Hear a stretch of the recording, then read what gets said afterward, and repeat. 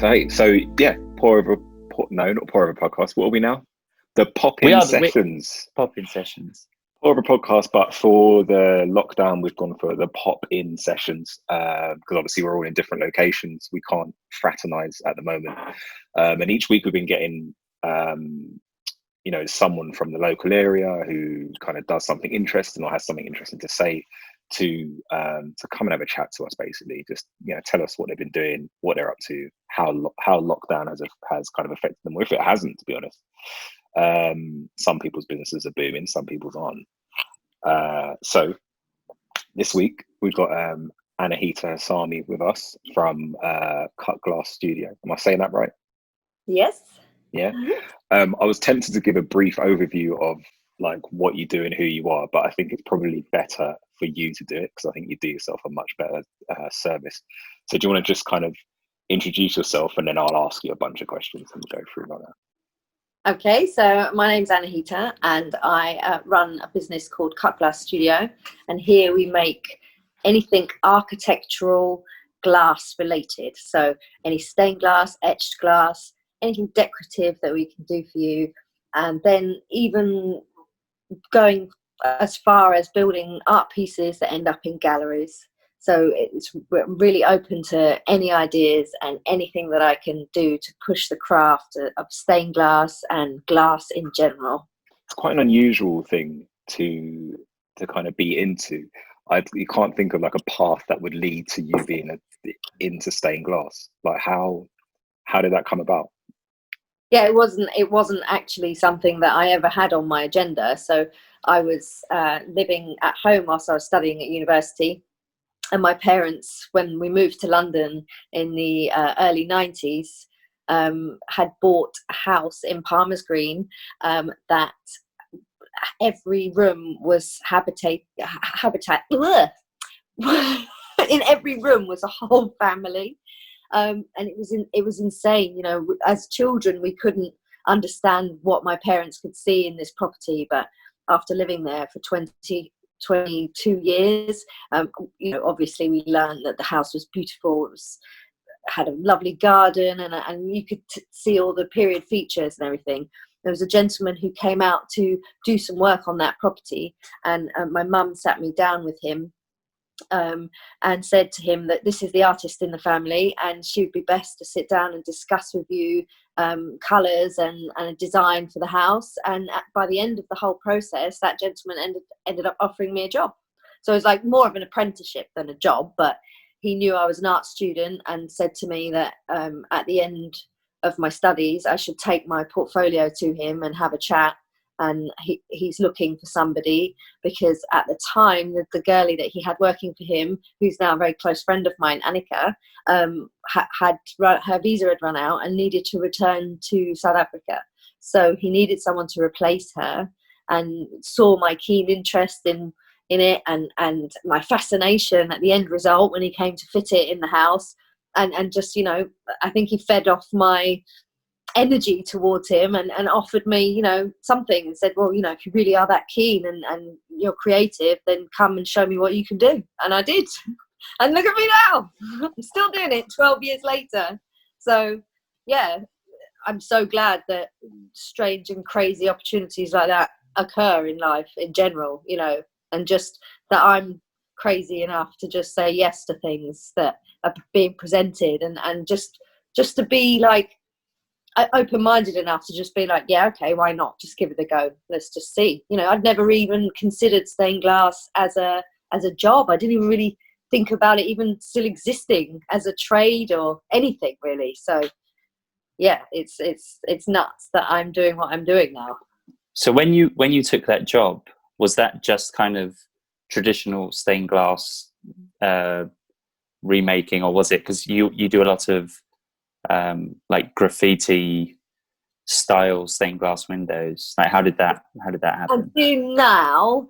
I think that is weird. Yeah, that's kind of organically happened through who I am and the things that I like and the things that I follow and support on social media. So I started my business years ago before I had any social media platforms, and I was struggling to pull work in at first, and people had suggested to me that a Facebook page or an Instagram page would help me share my work with a larger audience, and maybe instead of being cooped up in a studio on my own all day, it would give me this kind of, it would open my world to more people that I can talk to and share my interests with. Because I have a lot of friends who are creatives, but none of them do what I do, you know, and I can't moan about silly little nuanced things within my trade because no one's going to understand what I'm moaning about, you know. So it's a difficult one. So yeah, having an Instagram and a Facebook did exactly that, and then it opened my eyes to what's already out there, and people are already using the channels. And I found loads of artists that I had seen up around London that I really liked, and I didn't realise that you could just follow these dudes, and it opened my eyes to a lot of stuff. And I only ever really treated it as a business thing. I never wanted it to be like, hey, my name's Anna and I just ate pasta for lunch today. You know, it was always about what I'm doing, and just trying to keep it away from being personal and about, you know, what I like and dislike, but more about the work. And it's worked, you know. I can't believe it. And it has. It's broadened my friendship group. It's broadened my knowledge of the art world, and it's mad. It's benefited me in so many ways. But yeah, I mean, the first job, the first day, most of the stuff I was doing was like restoration work in domestic properties in London and surrounding areas. And he did a lot of ecclesiastical work, so I did a lot of kind of work that I don't do anymore. But had good experience with it, and working in stone in old churches and stuff. I learned all of that within the other companies that I've worked for throughout my career. I don't generally take that kind of work on now, not necessarily because I don't enjoy it, but I'm not religious. I don't feel like it's relevant for me to make religious windows. I think it's better served by somebody who believes in that and has a passion for it. And I don't have any kind of painting skills myself to the degree that you would need to make a beautiful church window. So it really is best left to somebody else. So when did you actually, I mean, did you just try and do something like different to the commissions you were getting? Or did someone approach you and say, hey, can you turn this into a stained glass piece?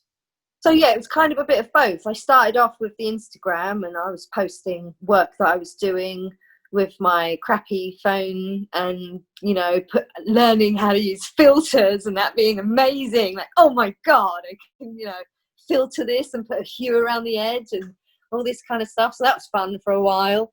And then, yeah, it started getting a bit more serious, and I started posting things. And then I started in between work.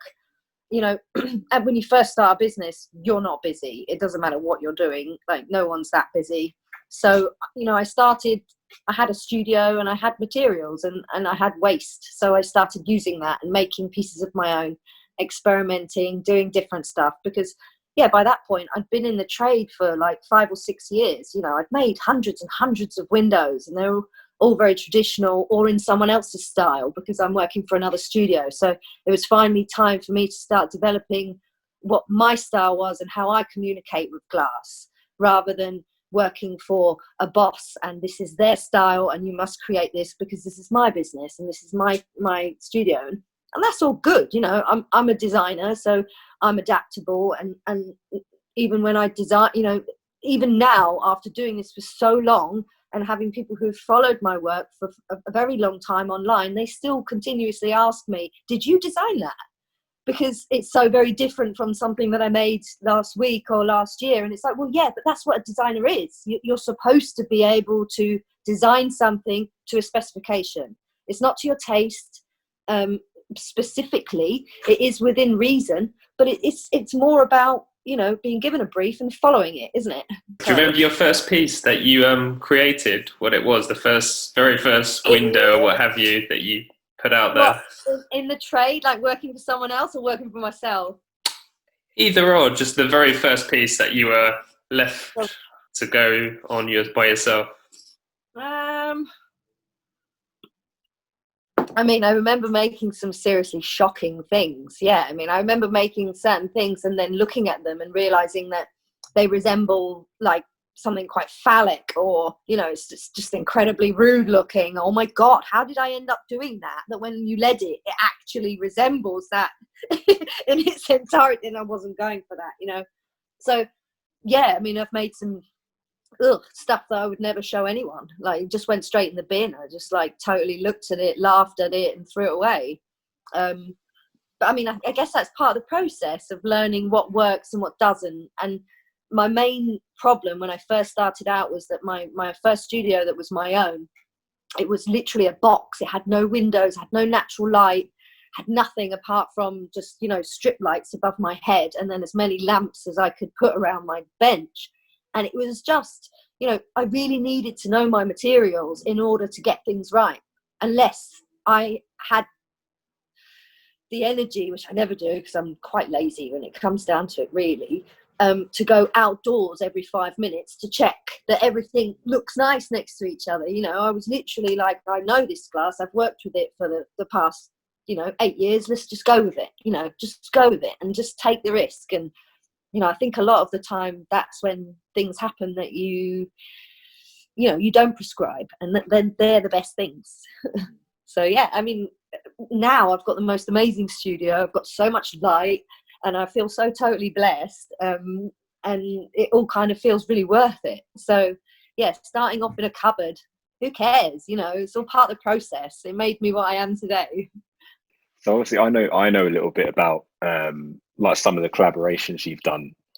But I guess it'd be nice if you like touched on some of the graffiti collaborations, and then some of the I guess some of the kind of revered artists that you've worked with over the years, and kind of how different that is to work with someone like that versus working with someone who has a brief for you to install their floor to ceiling hallway window. Yeah, well, I mean, it's funny because I mean, often people who work in this trade will know anyway, it's the smallest jobs that are the biggest pain in the ass. So you take something on because you think, oh, what a lovely lady, and you just want to help them and get the job done, and then you're just like, oh my god, 5 days later you're like literally like, why am I helping this person? Like, I just want to die right now. But yeah, it's here nor there. Like, I don't mind taking on anything. What's the actual process of making a piece then? Could you just give us like a real basic understanding of what you actually have to do? Okay, so the starting process is something called a cut line or a cartoon, which is a kind of a drawing or design of your window. The cut line is the full scale drawing, so it's almost like the Bible to your window. It's what you cut the glass on, it's what you lead the window on, it's the thing that is to scale, that enables you to keep within the parameters of what the window needs to be, so that it's going to fit in the hole. And then, so yeah, you've drawn your cut line up, you pick your colors, you cut your glass, you lay it out like a jigsaw.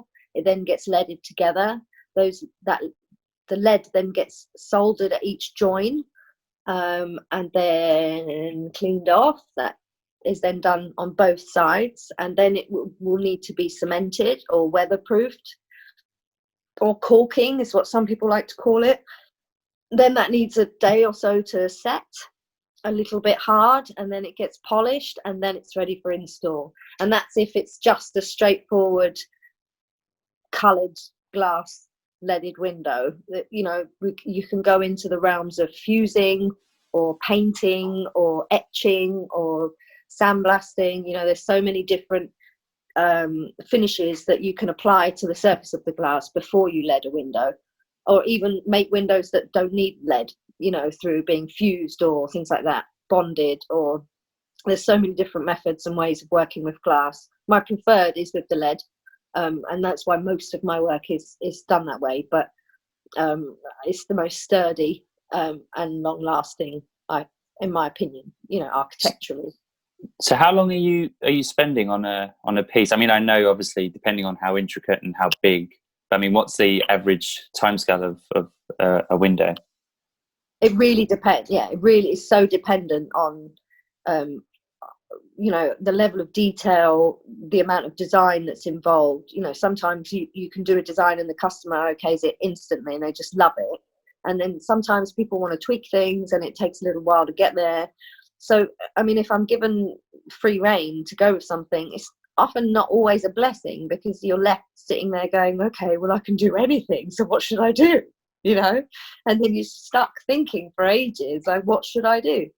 There's one project I took on and I had a very clear brief, but the brief didn't work for me. So it took me about a year to get it right. So it just depends. But physically making a window, I could make a window in a day and have it ready for the next day, but don't tell anybody that. I'm just expecting it. I've just got such a huge backlog. Nothing happens that quickly. So generally I'll take on a job and it will take me between 6 to 8 weeks to turn it around on a domestic job. But there's a lot of contracted work that comes in and I'm given a week on a deadline to produce a whole project and send it out the door. Oh, and I mean, there's different levels of work that comes through. That's the problem. Yeah, no, I get that. A lot of people say, like people in the creative field or in any field actually, that there's that kind of cliche of it's the journey, not the destination, like the process of doing whatever you're doing. But in your case, like looking at your Instagram feed, it's those kind of seeing the sun go through the window, the glass, right? How is it for you? Are you looking to get to the end point so you can see how it looks from this? I just want to see it installed, because that's where, that's its glory. That's where it's going to do its thing. A window is pointless if it's not in the light. It's not basking in the sunshine.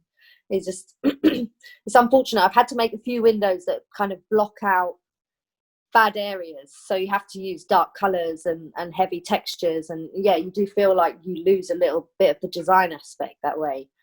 But when the front door, I fitted a front door today, it looked absolutely fantastic. I was so thrilled with it, and it's been sitting in the studio for like 2 or 3 months waiting to be fitted, and just to see it in the door was just like, oh my god, everyone was jumping up with excitement, because it's just been so long to see anything like that actually come to fruition. But I mean, generally I go through stages because I really enjoy the leading process. That's very quick and very satisfying. But then other aspects of the work I don't enjoy as much. So I don't necessarily enjoy standing cutting glass all day.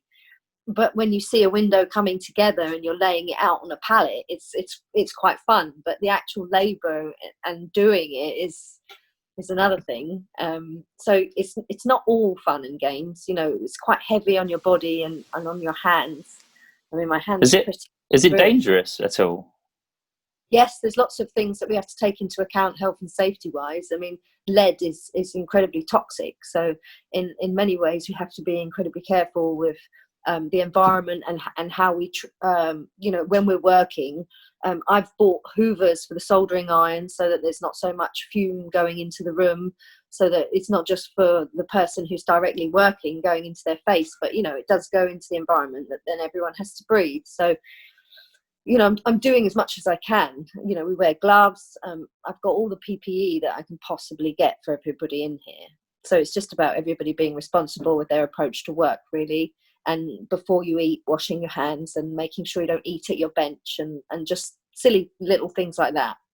You can't get too comfortable in an environment like this. We have to be conscious all the time that you're not going to set your bag down on your bench, that you're then going to go and set down on your bed when you get home, or because you're then transferring. So it's very similar to obviously all the issues that we've been having at the moment. So I've always been quite mindful in that respect of I have one set of clothes for work and one set of clothes for everyday life, because I don't like to cross-contaminate, try and keep everything as clean as possible and stay healthy. It's important. And have you had any kind of requests that you've turned down, or any very strange requests? Oh yes. Do you want to tell us a bit about those? Well, there's a lot of people that like to get carried away with ideas, and that's not a problem. You know, of course, that's great, and it's great to hear a lot of people's ideas, but often you know that that idea is not going to add value to that person's property. And morally, as a business owner and as somebody who's not hand to mouth, I'm not going to just do work willy-nilly. If I don't think that it's going to benefit the person, generally I decline the job. Yes. And that's when I'm asked to make an elephant with two doves, and that is for real. I've been asked to make that. And you know, like, I don't know, just even like the small things, like a bird next to a pond, or you know, things like that. It's not me. And I literally have written in emails, if this is the kind of window you want, you can literally go to any company and they will make it for you, but it's not what we are about. I'm really sorry.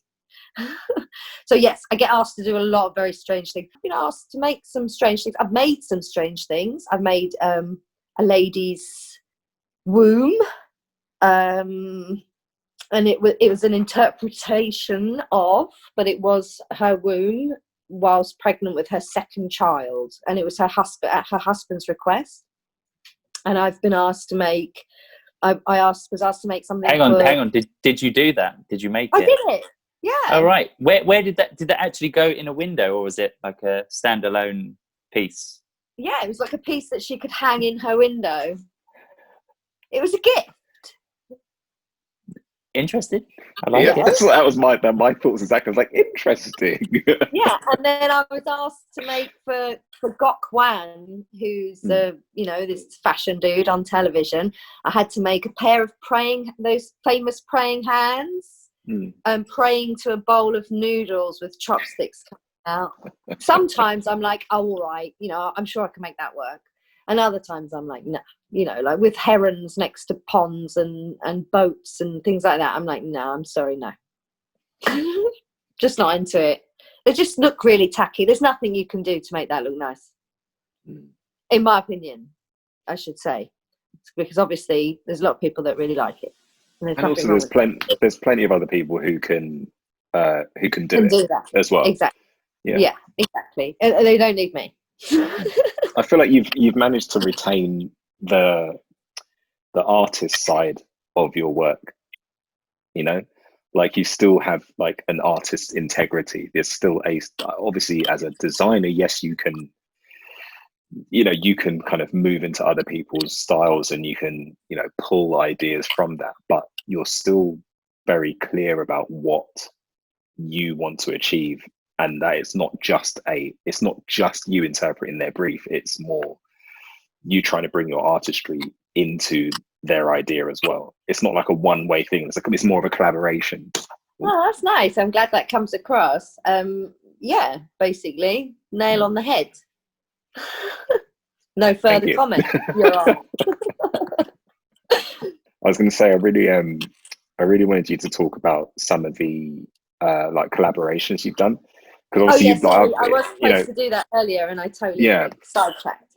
So yeah, I've done a lot of collaborative work with a lot of different artists, and most of it, like I explained earlier, has come about quite organically. So through me experimenting in my own medium and putting those experiments online, other artists started seeing that, oh, okay, stained glass isn't just like, a Tudor rose in a traditional front door, or, a set of borders with some nice rondelles and a painted centre. They realised that there's other ways that this can be pushed. And there was the first guy that asked me, it was unfortunately quite a negative experience. So it was kind of hit and miss as to whether I was going to do any more collaborating after that. But I'm really glad that I did. But yeah, so it was this dude from the States, and he was going to have a show in the UK. First one was in Bristol in a crypt in a church, and the second one was at Stolen Space Gallery, which is owned by Deface, and it's at the top of Brick Lane. And so Deface is a big street artist name. He's like one of the biggest. And yeah, so I mean, that work went on display in his gallery, and it was fantastic. It looked really, really good. I basically had about 17 days to produce these huge panels that Bo then painted on with signwriters enamels, and then they got made into light boxes and fitted onto the walls, and they look great. I mean, I remember Jade coming along to see. We had a great time, but unfortunately the artist didn't honour his word, and he didn't credit me for any of the work, so it was a negative experience for me, but a learning curve. So, you know, out of every negative, I suppose, comes a positive. And then after that, I started meeting a lot of people. Charlie, who's known as Pure Evil, he approached me because he really liked the body of work that I did with Bo. And I explained to him the problems that I'd had and how it had made me feel, because I did find it truly upsetting because of the hardship that I'd gone through just to build my business, you know, and then have someone come and take the piss out of me. It really annoyed me. Like, there was nothing I could do to shake that feeling.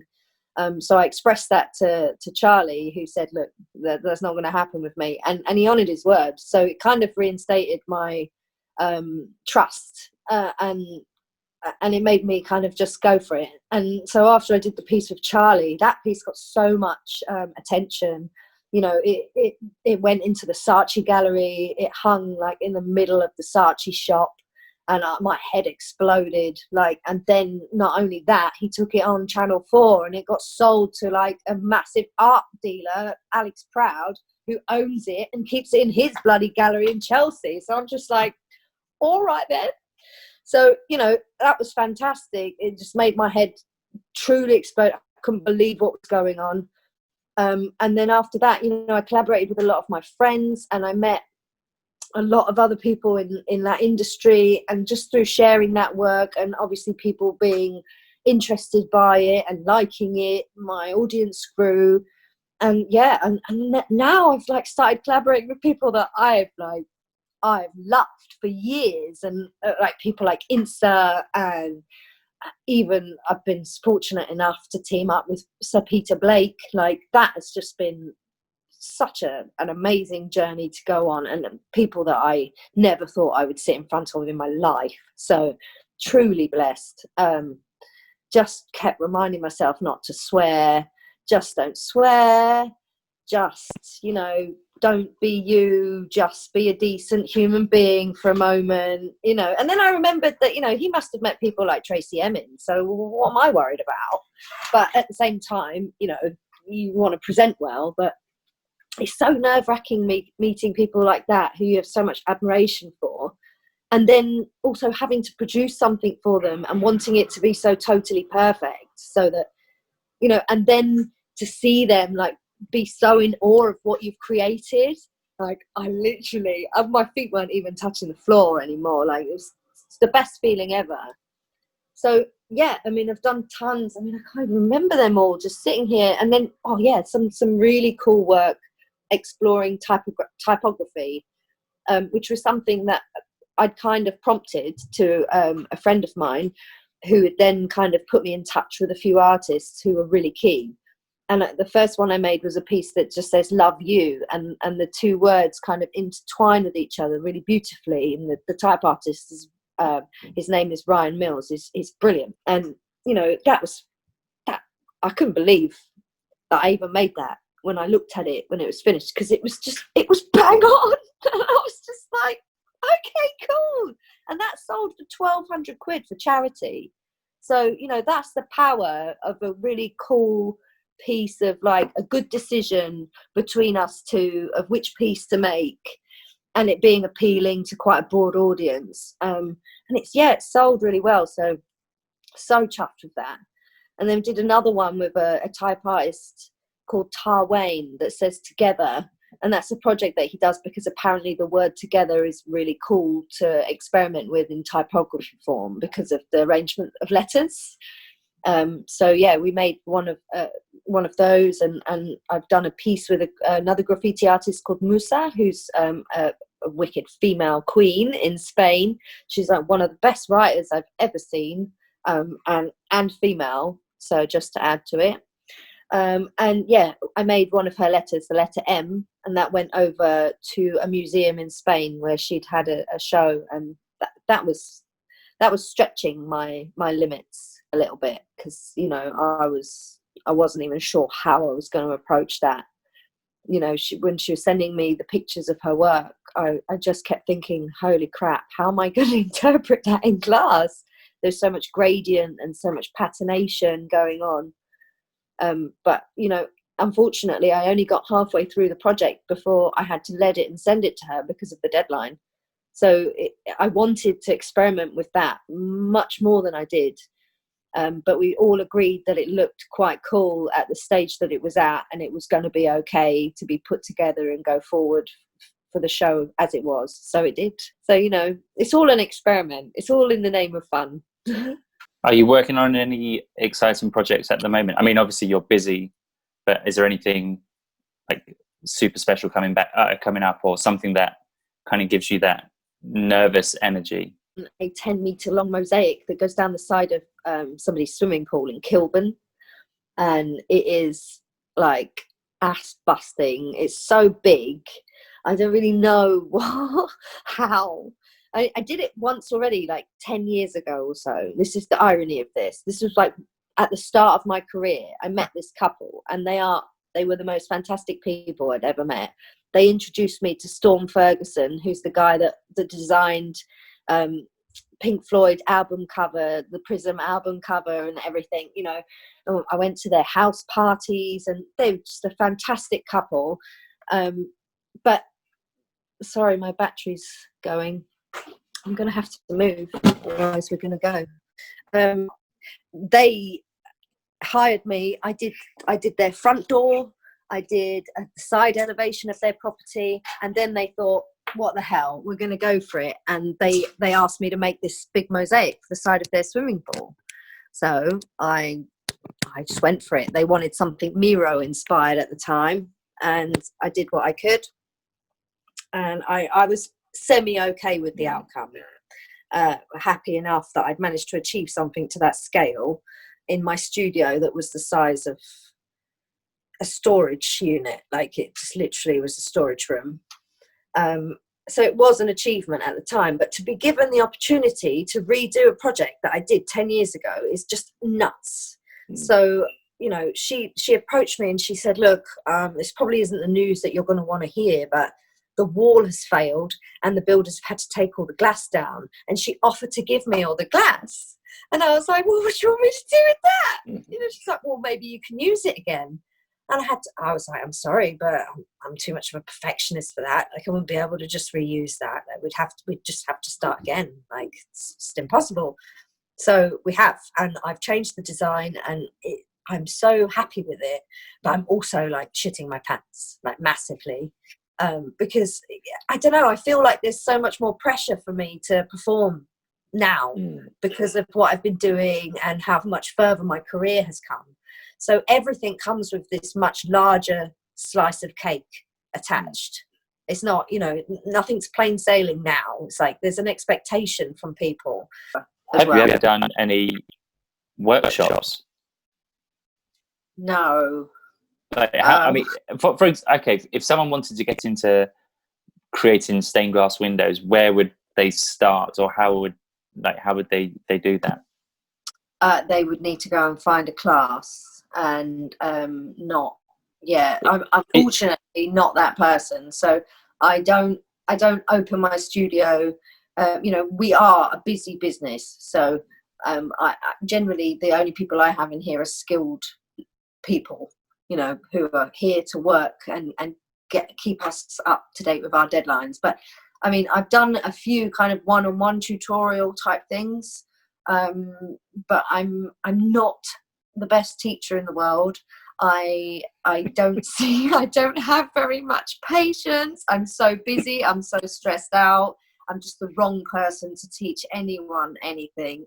I'm just like, why can't you do it? I've shown you, like, come on. I think I think you're selling yourself short. You're not that bad. I'm not that bad, but you know, I genuinely am. I just am incredibly busy, so I lack the time and the soft approach that would take, unfortunately. So yeah, why I just need a good team so that we're all strong. I mean, it must be hard to find like good people because it's like one of those, an art form that not an old art form, but in a way an old art form. A bit like someone who makes leather goods or binds books. There's been like a resurgence. I mean, it's medieval in its approach. I mean, we don't do anything differently to the medieval craftsman, apart from the fact that our materials are far better made. And obviously our tools are machined out of things like plastic now and stuff like that. But, you know, everything's done by hand. So let me see if I can find, I can't find tools because I put them all away. But I mean, everything. There's not one. The only tool that I use that I have to plug in is my soldering iron, and that's just unfortunate because I'm not allowed to use gas in the studio. I mean, this is my glass cutter. So it's a hand tool, and it's just got a wheel at the end. It's almost like a tile cutter. And so any piece of glass that I cut, it's cut, you know, it's cut by hand. You score it, and then it just, you know, it's as simple as that. You know, and then really, if you want to cut glass, these are the two things you need. This is a glass cutter, and these are called grozing pliers. And so you've got one straight edge and then one curved. You generally hold it this way round, and you use this to kind of groze the edge of the glass if you've got any kind of shells or anything you need to get rid of, like that. And that's it. That's all you need. It's easy. Easy. It's not saying all you need to make a film is a camera. Like, yeah. Oh yeah, but I mean, it kind of and all is. the skills that go with it. But yeah, you know, it depends who's holding the camera, doesn't it? Yeah. A keen eye. Yes, I mean, I'm sure. Yes, I mean, it does get tricky. There's a lot of the stuff that I've done, like the Love You piece that we were talking about. There's some hugely technical pieces in that window that, you know, I would never have managed to do in my first 5 years of making. Probably even more than that. I would never have been able to make something so technical and so clean without the amount of practice that I've had. And even when I was making it, I didn't think it was going to be possible. Do you notice the improvement in your skill set? Oh, hell yeah. Yeah. You know, and I know when I haven't done something as well as I could, you know, I'm like, oh, really? Did I do that? But, you know, generally I'll redo it if that's the case. And people think I'm nuts, but I'm just like, I just can't, because if I'm not happy with it, then I just can't. Everybody makes mistakes. It's craft. It's all handmade. So, you know, it's just how it is. It's part and parcel. I don't mind things getting broken. I don't mind things necessarily being wrong. I don't mind, you know, it's often that you'll make a whole window and it's not until you lift it off the bench that you realise that there's an issue with it, you know, and that's when it's fully finished. And then you're like, oh, really? Like, now you see that? But, you know, it's part and parcel, and the fact that you've made it by hand means that you can fix it. So, you know, it's no stress. It doesn't matter. If anyone wants to commission you or work with you, where can they? What's the best way of getting in touch? Any way you wish. I literally have people texting me work or sending me DMs on Instagram or Facebook or WhatsApp. Or email is preferred, but you know, any which way. I've got a website. The website's up. If you Google Cut Glass Studio, you'll find us. But the Instagram and the Facebook are kind of a little bit more up to date. I'm a bit crap with computers, so I haven't updated the website maybe in about a year. But the blog is generally like the Instagram feed. And then I post on a few other platforms. There's one called Vero and Twitter. So I'm everywhere, basically. You take commissions now, or are you rampacked? We're always taking commissions. I've been taking on new work every day at the moment. Okay. What a window you want made, James? Maybe. Yeah, we're open. I mean, we would have liked to have had, either gone to your studio or to had you at the coffee shop, and had a longer kind of sit down and a chat. And maybe that can happen once everything's back to normal. Sure. But yeah, I think this we have to bring this to end. Has to end. I mean, we were just saying literally before we got cut off, there there are just so many more questions that we'd love to ask, and obviously see some more of your work. So if you're up for it when this is all over. I think well enough. I'm really good at like going off. That's all good. Off topic. No, really, really interesting stuff. And yeah, we'd love to sit down again and have a longer chat. And definitely visit the studio. Yeah, you're welcome anytime, and tell the world that we're here, because we are. Yeah, making windows. I'll bring the boys down to the studio. Yes. You have to wear your hoodie. Here. We can social distance. Look forward to it. Yeah, definitely. That's fun. Well, thanks very much for having me. I really appreciate it. Likewise. Yeah, man. All right. Pleasure. I hope everyone enjoys it, and it's not just a bunch of babble for everybody. That was episode 5 of the Pour Over Podcast Pop-In Sessions. Follow us on Insta at Pour Over Podcast. Follow me at Black J Films on Insta and Twitter. Follow James at James Stanton Did It, and Colin at Colin_Stanton82. As usual, we'll see you on the other side.